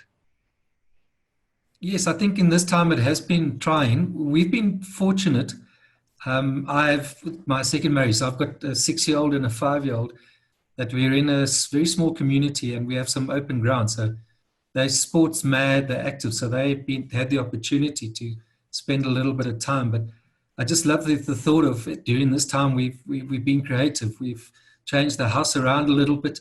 We've allowed them when they're not outside, which has been very briefly, to be able to be active. We've got more involved with our children. We found a way to be more creative, to think a lot more deeply about that. And under pressure, you get to see what people are like around you. That is one of the great experiences in sport that I've had. And I think it's going to be the making of a lot of families and a lot of relationships this time. And sadly, it probably won't be. So that's the reality of it. But finding ways to be different about it and to keep them active and in and around, they're trying to get some work done and get on with your own life, and your partner doing what she needs to do has exposed that. I love the discussion around failure because I've learned more out of my failures in my career than anything else. And generally, when I'm asked to say something, I find myself just drawn to saying, well, what have I learned out of that? And these are some of the thoughts I share with the kids that I coach. So what we've done is we've turned to WhatsApp. So we found a way there to communicate, which I found is an excellent, easy medium. You would have thought coaching over WhatsApp, why WhatsApp? But the features that it does have has allowed us to communicate. I've had to be creative about what drills can keep them busy at home. So that they've enjoyed, but we've kept the dream alive, and we've kept the thoughts going that soon they'll be able to do what they do. Whilst we've spoken about thought that I had about the classroom, what are we going to do about sport? How active can kids be? Because particularly contact sports, that's a whole new ballgame, and how's that going to feature in the lives of children going forward? So I've also adopted the attitude, just finishing, my wife and I, that it's a lesson cricket taught me, that for now all we can focus on is day by day staying healthy, but it's almost ball by ball, to use another analogy. But let's focus on the controllables. That was a secret as a batsman. The uncontrollables is what we all know out there, and I've just found social media to be such a trap, because you don't know what to believe, but it's quite emotional. So we decided to get off social media and not too involved. And if we were going to entertain an opinion, let it be a very educated one from a reliable source. So we've narrowed down our focus and our thinking, not being unaware of what's happening around us, but literally taking it day by day, ball by ball, and focusing on the controllables which are immediately in front of us, and thinking differently. And we, as a family, luckily have got through it well, and we've just seen the opportunity to nurture a better relationship with our children. With permission from the other panelists, if I can trouble Daryll for a bit of a cricket question. Sure. While it still has to do with holistic development, with sports at the highest level, at an international level, there requires to be tremendous mental resolve, right? Yes. You are today a coach. How do you teach students mental resolve? Is that something that can be taught to begin with? I think I've over the years developed an opinion that there's something about certain children when you first come across them that I don't think is teachable. Maybe it's genetic. Your members of today's panel would know better than me. But just simply working with kids, I do think there's an element of it that is just there. I've always looked for passion in children. I always look for growth mindset. There's just some that you just know what they do is not enough. It's not good enough. So you're almost definitely, all children having to mold that mental makeup. And I don't think we should be scared to, even from a young age, 5, 6, 7, 8, start to develop a growth mindset around, let me use cricket because that's what I like to think I know best about handling pressure, being able to work together with other children, particularly in confined spaces under pressure. The team framework, that adjustment. I have 2 boys, my youngsters, are totally different. The one's very competitive, the other one's a bit more laid back. But deep down, there's a very competitive spirit. So we do a lot of communication, a lot of talking, a lot of sort of scenario planning in their language and terms, and helping to mold that. I do think you can, I don't know if you can teach that inner instinct. The other thing, as I said, passion and competitiveness. And the third one is they just love hard work. They want to, it challenges them. My excitement was a ball. It was my drug. It's what I turned to and what I knew best. And I somehow, for unknown reason, like I guess many, I just loved the stimulus of what a ball gave me. So I do think you can mold it, whether you can teach it. I think Colonel Malik would have great experience in, can you teach someone mental strength? Is it something there when they dig deepest that comes from somewhere they don't even know themselves? But it does get more and more challenging. And I think it was touched on earlier about that emotional intelligence. I think that's an area which certainly cricket needs to explore. And I don't think we should be scared to introduce it to children from a very young age, and how to shape that and grow that. But if you're going to survive in a high sporting environment, your emotional intelligence, particularly when you're traveling a lot, you're in a small group, and your ability to be able to make it work for the better under extreme pressure, I think that's something, it's spoken about a lot, that EQ, but it's something that I'm adopting in this time, and we as parents try to adopt with our children. And with young kids that I work with, from at the moment, I have a few as young as 8, is to go down that road of introducing that side more than even the technical side. But maybe it's just that something I felt I lacked or didn't develop young enough was that emotional experience. Thank you so much, Daryll. Colonel Malik, I think Daryll had a... Sorry, please, Ms. Ghosh. Why could I add to this? You asked now if it's teachable. Yes, please. Mr. Cullinan said that you can draw it out of a child, but the easiest way to draw it out of the child is how you role model resilience. If children learning by doing, learning by seeing, role modeling and imitation is the big part of it. So if we our responses to a situation and our responses to their responses to a situation are very important in the dialogue we transfer to everybody who's watching, listening, and going through it together. Awesome. Thank you so much. Yeah. Colonel Malik, any observations? Well, I mean, this I think has been adequately covered, but me looking back, see, a whole lot of these things are amazingly effective.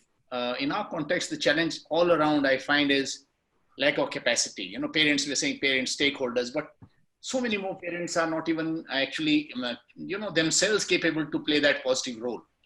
Unfortunately, because of lack of education, the parents on, preoccupation with their daily earnings. So what I would say as my take on actually some of these issues of holistic development is that schools, now it's time for schools who have, let's say, there are differential economic groups. There are parents who are well off. There are parents within the school who are not well off. I think it's important that there is a greater ownership by the student community and parents community. Let's say if a little wealthy family was to adopt class fellows or students of even another school for giving this opportunity of either collective, let's say, an access to the internet or anything, these small teams could help, because I do realize that we have a huge resource deficit as a nation, and people who can actually access these internet-based solutions and online resources are probably in the range of 20% or so across the country. Imagine rural India. Imagine, what role can parents play in even mentoring their kids?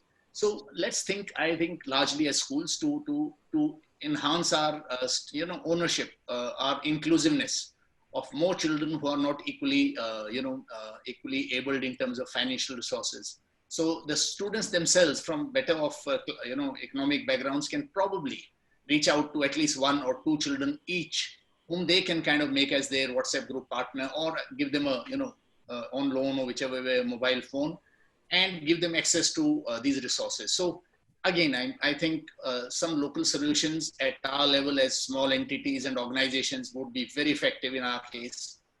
Than expecting. You can imagine HRD ministry is one of the lowest funded ministries of the government budget. Even today, they are the lowest prioritized ministry. So if we expect budgeted solutions for our change, we'll be missing the bus. So we have to find solutions within our own resources, which is about the ideas, which is about just putting that extra bit of, hand-holding and ownership. Students, again, will become the center of a lot of work. Unlike before, where there was a, I'm amazed that the benches are laid out like typically in a teacher-taught layout. So it's time that all our, classrooms become semicircular and children become equal participants in the change that we are now seeking to make, due to the new reality. Thank you so much, sir. We will go around the table once for closing remarks. As we promised our attendees at the beginning that we will leave them with some tangible takeaways. So if I can ask you for your advice, if there are some key actionable advice that you would want to leave our attendees with. If I can start with Ms. Ghosh. So one of the key areas is ideating and communicating, for any kind of education within a home, outside of a home. I think we need to have the conversations, and they should be more real. They should be smart, goal-oriented. That's one of those key terms we use. So small, measurable, achievable goal setting, hand-holding as much as we can, so that the holistic development and education of all our kids, be it rural or urban, is addressed in the local ways. So we as stakeholders need to also reach out in our ways, and we have people who are observing what we are doing, and it would be nice if they had that conversation rather than wait to tell us, like after the bus is missed. That's one actionable point, is start communicating what it is that you are looking at for the development of your child. If you want us to push them to follow their passion, we can both the stakeholders can work together to ensure. And the other thing is the opportunity to develop basic life skills. How do you make your bed? How do you fold your clothes? How do you do your laundry? Rather than waiting for them to graduate in class 12 and then saying, okay, now you're going to go to college, you're going to be on your own. Now learn how to do this. And, your mom's chasing you around the kitchen, trying to get you to make an omelette. Do it now. Help me around the kitchen. They learn by doing, they learn by seeing. So greatest opportunity for parents to take ownership and be proud of the fact that they've equipped their children for the worries that each parent has. My mom keeps saying, what will happen to you when you're gone, when I'm gone? You've equipped them with the life skills, which will be the thing that will make them who they are. So these are the two tangibles. Yeah. Thank you so much, ma'am. Colonel Malik, if we can come to you next. I think we are a nation steeped in deep insecurities. Still, as a father who I think is pretty enlightened, even I am so secure, unsecure about my daughter's future. I look in the mirror and say, with all that thing that I have, in life faced all the decisions and life and, death decisions. And today I am still worried about what will my daughters do, because they don't have a career. They're famous. They've achieved so much. And yet the typical fear of the childhood, which I have inherited, still plays out. So I think, I don't know which way to put it, but so children will continue to have another Everest in their lives, which is their parents around. And however brave we appear to them, we tend to again still a fear with one but. The whole conversation, comes back to, it's nice, beta, it's good to do this, follow your passion. But, the moment but comes, the child knows, oh my God, I need to score. I need to just focus on my academic excellence. So I would say it's a multifaceted challenge, but like I said, it's one time for all of us to really rethink deeply about all of our role together and involve children in the conversation. That's one change I would say. The child should no more be at the receiving end of your thought process. You should be just another team member, enabler, and if you can create, I'm a great fan of the word enabling environment, which is a big word, but frankly speaking, with all our government policies, which is in intention equally applicable to everybody, but not equally accessible. The fruits of a policy don't reach people equally because not all have the same ability to access those. So I would say in this challenge, people who have the advantage of a greater access to resources, in the interest of, because we are a collective destiny, because as a nation, as a society, now we are no more capable of being the victors, and the losers. We are in this together. So that culture needs to become mainstream culture. And therefore, as parents, in our children, we must create this feeling that, the success together is a great success. And we need to have conversation of what success is, which is so much about, again, saying a person who has let's say, a holistic development, a good vision of life will eventually rise. He may initially not appear to be so, but he's a winner in life. So conversations on life, its vision, are very important from parents. And just to let you know, it may be interesting fact, I never asked my daughters their mark sheet, not even once in their life, never. Because these were some of the values I had held very close. I said, the moment I say how many marks you scored, the child knows that there is a judgment within that. So there were other conversations about what sort of a person you would like to be in this world. What kind of a purpose do you think you'll fulfill? So those conversations have helped. My daughters are more confident than me. They tell me, Dad, come on, fight your fears. You're still afraid. So I'm amazed at how the children have actually become more confident of facing their life, and I'm worried for them. So parents, I think, are also the victims and perpetrators, and parents need to acknowledge that. They need to be humble enough to say our times were different. We have indeed inherited so much insecurity, and children, you are far better, and we are going to do our best to help you make informed choice about life. But please let them follow their dream. Encourage the word, follow your dream. And people who are fired that way will find the solution. And involve more and more people in that solution finding, create a collaborative culture around, tell your children your biggest resource is so many minds around you. How you tap them is your skill, it's your ability, it's one of the life skills, right? So that's the kind of conversation, and the problems, I'm sure, these problems are a great opportunity. Thank you so much, sir. Mr. Rao, we'll come to you next. The author of the third best comes third in this list. Right. Well, I am not sure how to follow that inspiring parenting lesson by Colonel Malik.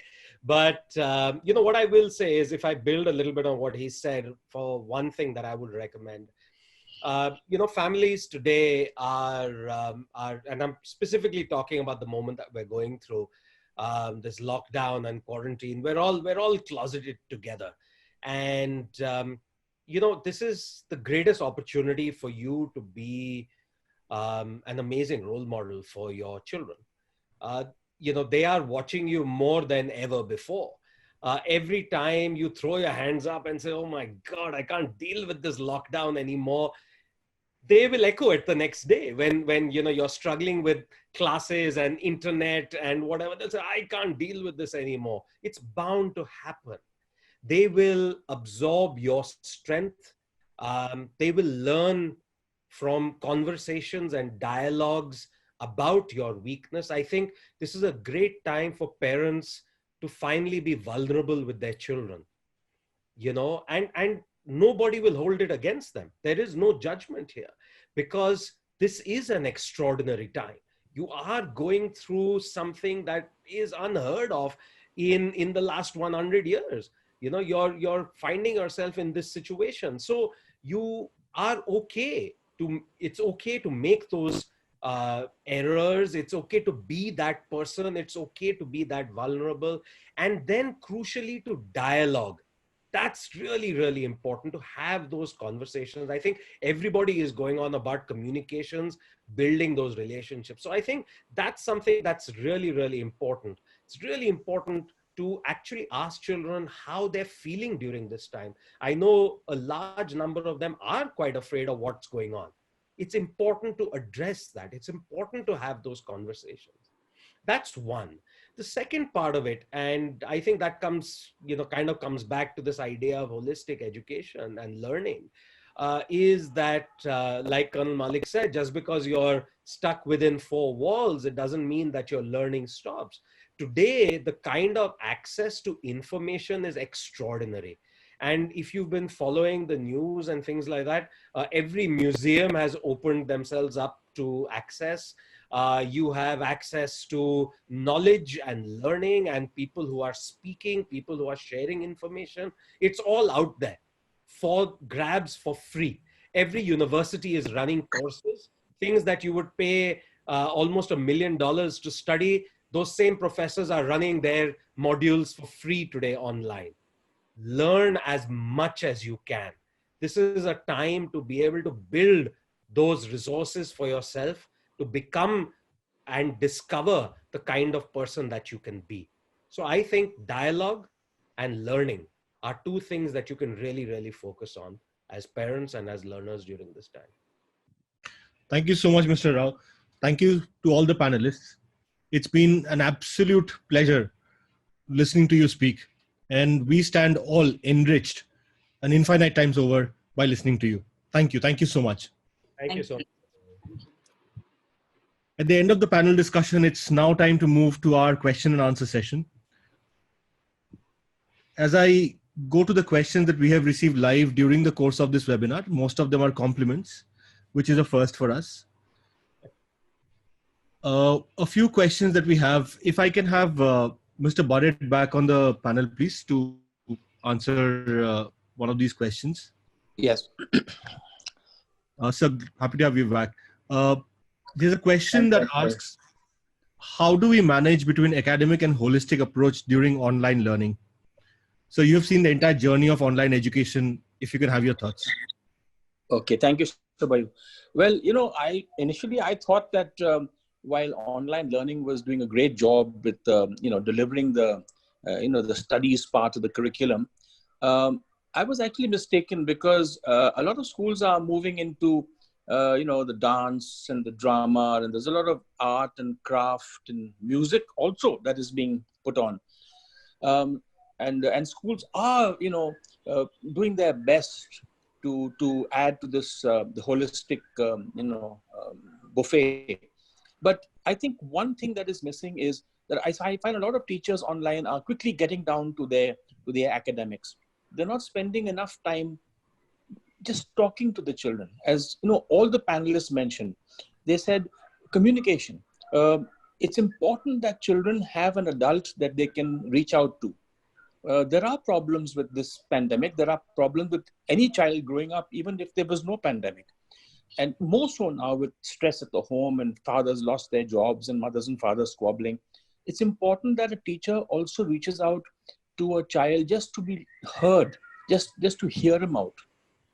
That's important, I think, in the online program that schools are having now. That there should be classes. I wouldn't call it value education, but I'll call it classes where teachers can just listen to the students and take their problems. Even a one-to-one, one-on-one, teacher should be ready to do that. I hope that's enough. Shabayu? Thank you so much, sir. The rest of the questions, most of them, I believe the panel discussion has answered them during the course of the discussion. Ms. Ghosh, ma'am, thank you so much for answering some of these questions one-on-one, even before we came to them. That's been a huge help. Some of these questions are very specific. So what we would do, like we did in the previous webinar, we will ask some of our panelists to write us answers to these questions, and we will share them with you over email. Yeah. I hope that works. Yeah. One particular question we will take that came to us from the questions that we got during the registration process. This was a registration from Yotmal, where a principal felt that adoption of digital learning could not happen outside of urban India and had questions regarding that. If I can invite Achin back on the panel. Achin, are you there? Yeah, Shabayu. Achin is the founder and CEO of Notebook. And if you could please answer this question about adoption or challenges in online education outside of urban India. No, I think very good question, thought-provoking, I'll say. This is one thing we discussed at length when we started our journey, 2.5 years back. So I remember that first 6 months when we were ideating on the whole process, we went around. So visited more than 100 districts in the country, met with parents, teachers, students, and tried to understand that what are the challenges that we live with. The objective was not to build a Me Too brand. That was the last thing that we wanted to do. We really wanted to add value, and we were trying to search for, because see, at the end of the day, it's very important to solve a problem. And unless until you identify the problem, there's no point in finding a solution, right?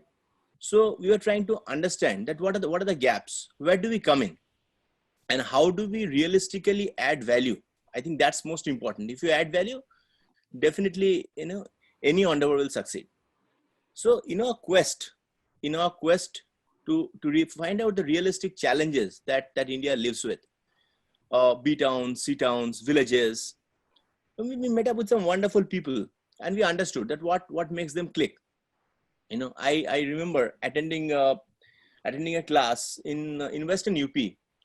So there's a physics teacher, that gentleman, together used to teach around 150, 200 students. So I remember sitting for some of his lectures and trying to understand. And I was amazed with his grip. And the best thing that struck me was with regard to how he was connecting with each and every student in terms of sensibility. So I can tell you one thing, that our experience during last 2 years has been completely otherwise. We are amazed at the kind of response. We are really humbled at the kind of response that we have got from B towns, C towns, villages, etc. And it's a completely, I'll say wrong perception that outside metros, people are technology shy. Our experience has been otherwise. People are very receptive, equally receptive, if not more. In fact, I was just going through in 2019, one small data that I'd like to share with all of you. In 2018, I was looking at internet penetration rates in India. In urban India, internet penetration grew by 7%. In rural India, internet penetration grew by 35%.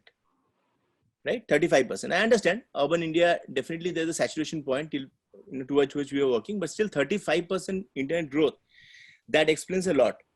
Now, I guess, what actually is very important is language at the end of the day is only a medium. It's very important to connect with students in terms of sensibilities, to speak to them in a language, speak to them in a way that they understand. What we have seen is technology is the least of challenges when it comes to dealing with students like that. We keep on getting feedback mails, we keep on getting calls in our board line. Sometimes, when we speak to them, when we try to understand. So recently we were in a webinar with around more than 70 schools in UP. So we were discussing with various stakeholders, principals, school owners. We were discussing about pedagogy. We were discussing other aspects. When the question of technology came, so I saw that they were very conversant. I asked them about the students' feedback as well. So all thanks to YouTube and WhatsApp. So today, I don't think, so internet has made, the flow of information very democratic. Today, if something happens in Times Square, so we will come to know it at the same time that New Yorkers will come to know. So I think that's how, technology has made, it's a very level playing field. So our response, or the kind of response that we have got from B towns and C towns, has been nothing short of amazing. Also, one thing that we have taken care of, say a very interesting case in point, when we were working on this. So as Shubhayu mentioned initially, that apart from CBSE, in CBSE we cater to all classes, of course, class 1 to 12, every subject, every topic. ICSE and various state boards. Now coming to state boards, because we cater to UP, we cater to West Bengal, etc. So various other state boards are in the pipeline. In fact, after a year from now, we plan to cater to more than 16 state boards. So what we have done for state boards as a pilot for English as a subject, we are working in a bilingual model, wherein we are also using Hindi, or for instance, for West Bengali, using Bengali to explain topics in English. The objective has been, because the students' understanding is the most important thing, I guess. So that is the objective, right? Unless until the students understand, so everything is futile. So what we have ensured is that to enhance students' understanding, the storytelling aspect, just the way elder sister or a parent will explain at home, at least the topic or the story should be crystal clear. There should be absolutely no gap in terms of understanding. Next, when it comes to writing as to how to take that question, etc., we also have, apart from our, so the way our particular pedagogy is, we start with a small synopsis video in local vernacular, 2 to 3 minutes, that explains the concept in Hindi. Then we come to a lesson video, which is a bilingual video, primarily in English with Hindi interjections or local language interjections. And then there, of course, there's this recap and QA, which is in English, because at the end of the day, exams will have to be taken in English. Similarly, for notes also, we have, notes primarily in English with explanations in Hindi as well. So I guess these are things which, because today, if I look at, the way Notebook has grown over the last few years, we are one of the fastest growing edtech brands, especially during this pandemic, when we are seeing that, every day so many students are availing this, they're benefited. So what really makes me happy, is when I get feedback mails saying the students are genuinely benefited. I think that's, so we also look at a socio-economic return. I guess that's what's most important for a brand. So to that extent, I'll say, as far as non-metros are concerned, they're picking up very well. Even if you look at aspects like shopping, for instance, I'll say, in metros, we have far more brick and mortar options. I'm not talking of lockdown. I'm talking of a pre-lockdown situation. We have far more brick and mortar options, because shopping is not only about getting a merchandise, it's also about pleasure, right? But if you look at B towns and C towns, options are comparatively less. So people are far more prone to online shopping. So they've really picked up those habits. So I don't think, that is a challenge at all. Thank you. Over to you, Shubhayu. Thank you, Achin. Again, a big thank you to everybody who has been part of this. Achin, if I can have you back for the vote of thanks, and then we'll close.